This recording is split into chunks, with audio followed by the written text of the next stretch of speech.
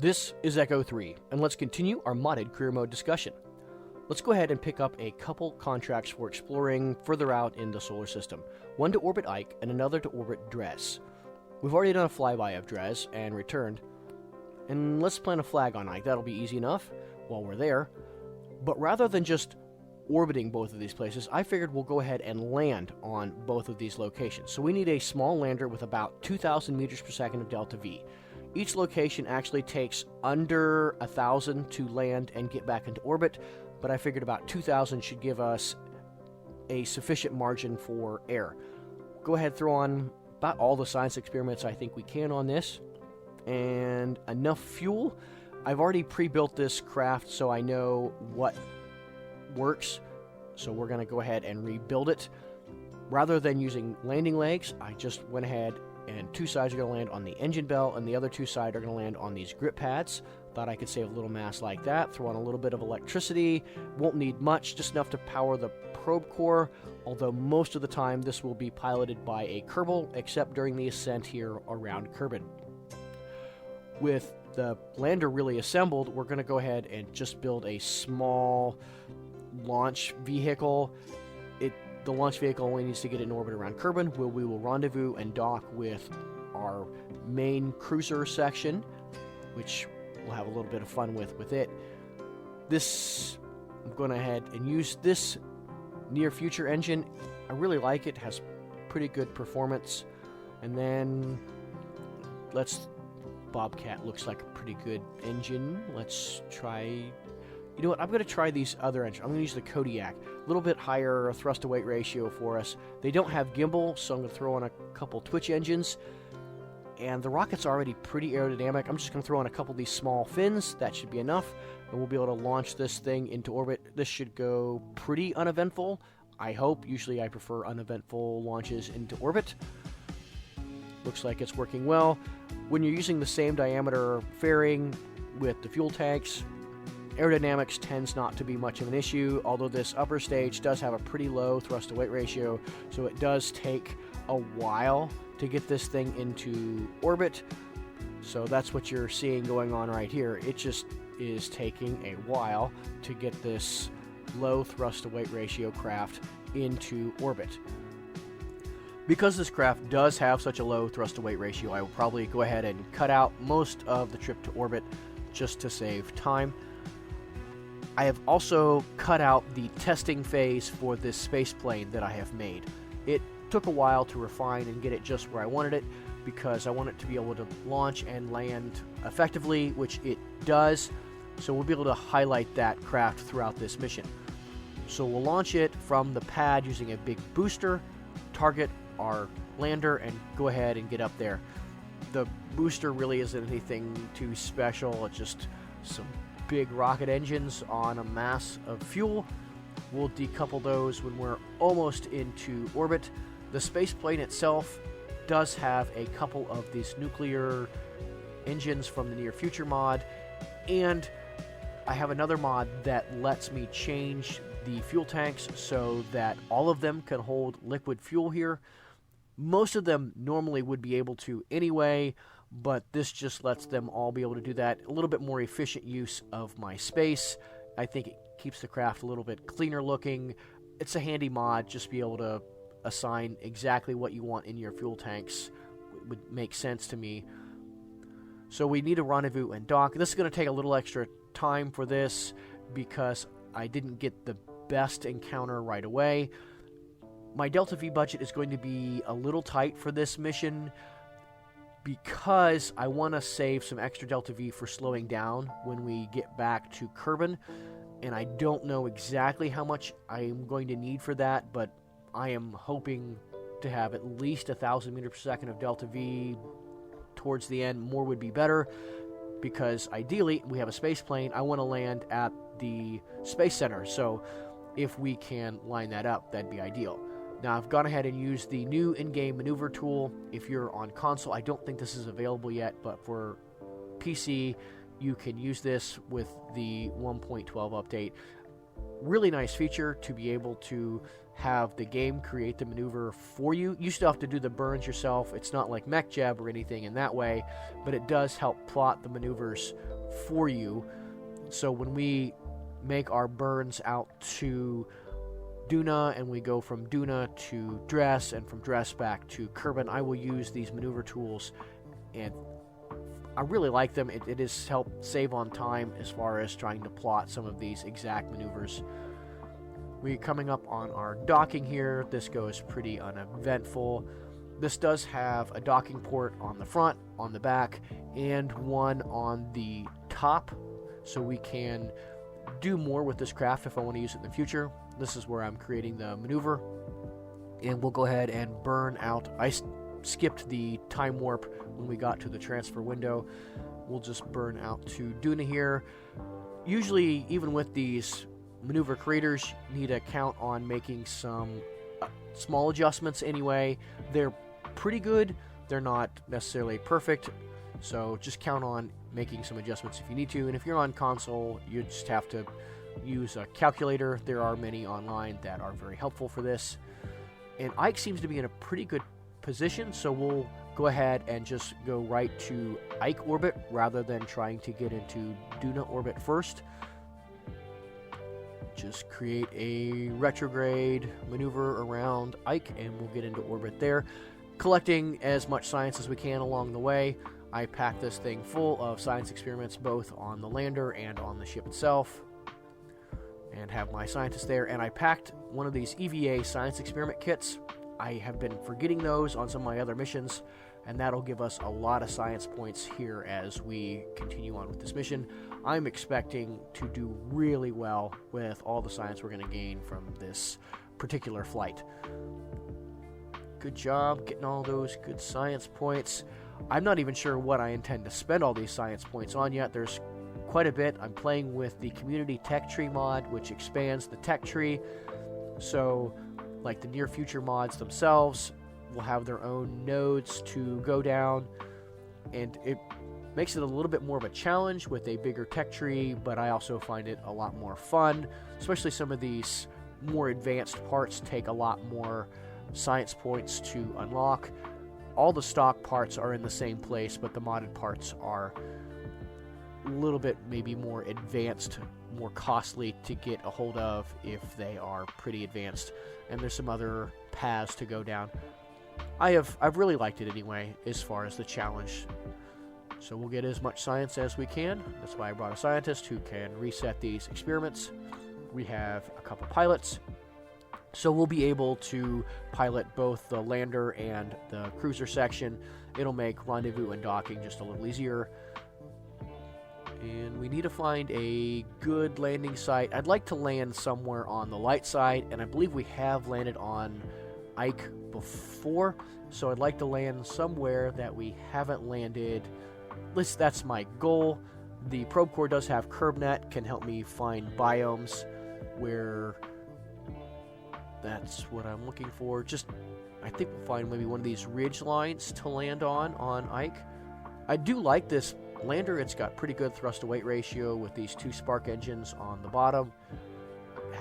Didn't really have any issues the entire mission with the 2 landings, so very, very pleased with this simple design, but it's able to pack a lot of science. And for smaller places like Dres and Ike, the thrust to weight ratio is doable. This thing wouldn't be as good on the Mun, but it would be able to land and take off again from the Mun.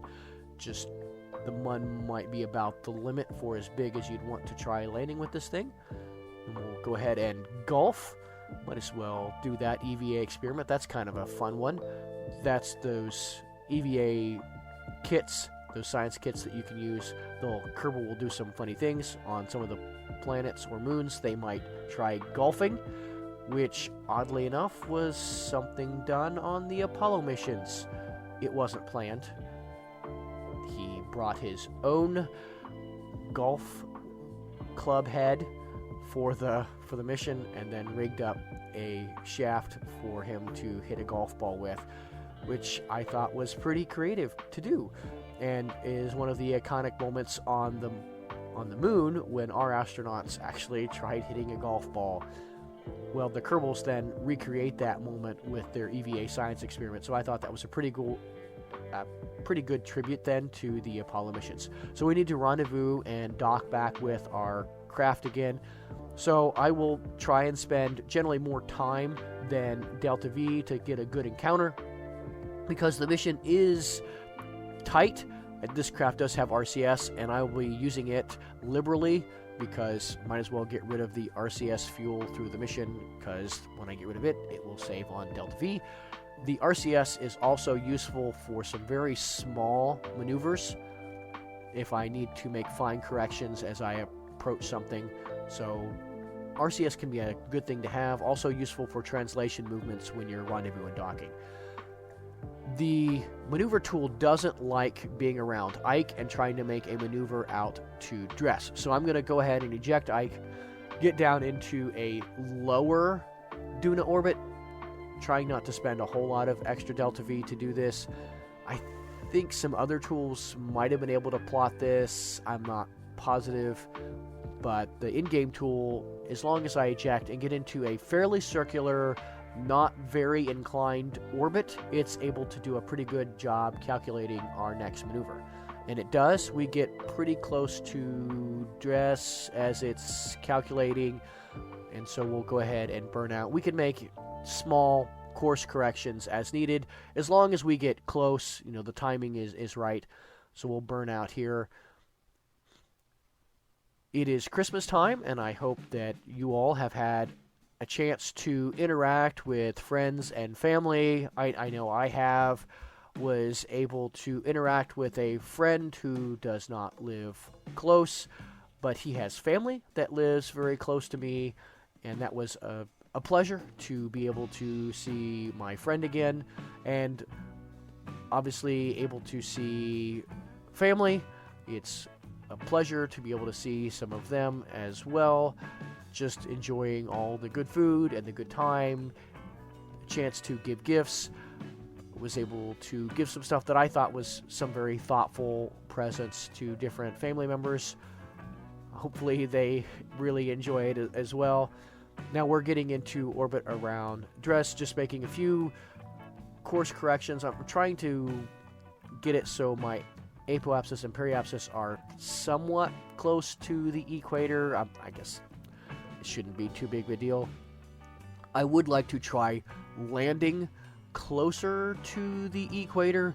It will make launching back into orbit and rendezvousing with the craft, I think, a little easier. Maybe not. I'm not really sure. I just, that's my plan with this case. And I did have a few instances where it seemed like my orbit jumped a little bit. I wasn't sure quite what was up with that, and I had to make some small course corrections. I had a more major issue on my way out to Duna. When I left Kerbin's sphere of influence, my orbit jumped and I lost my encounter with Duna. I'm not quite sure what causes that.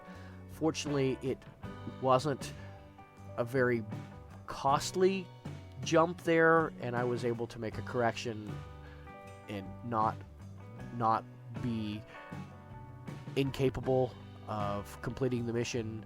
So we are capable of doing all of this. I'm going to split this insertion burn into 2 burns, just be a little bit more efficient in this case, and then we'll just go ahead and land. I think this location here near the equator looks pretty good.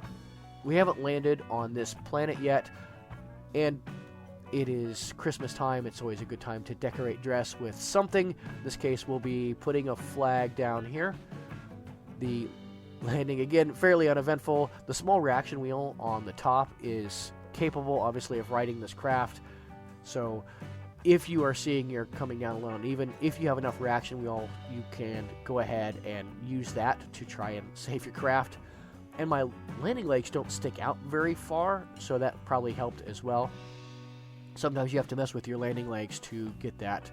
Gone ahead and shot our other golf ball off. Now we're going to try and rendezvous and dock with our craft again. I'm not lined up great, but I think we'll be able to make a pretty good intercept here.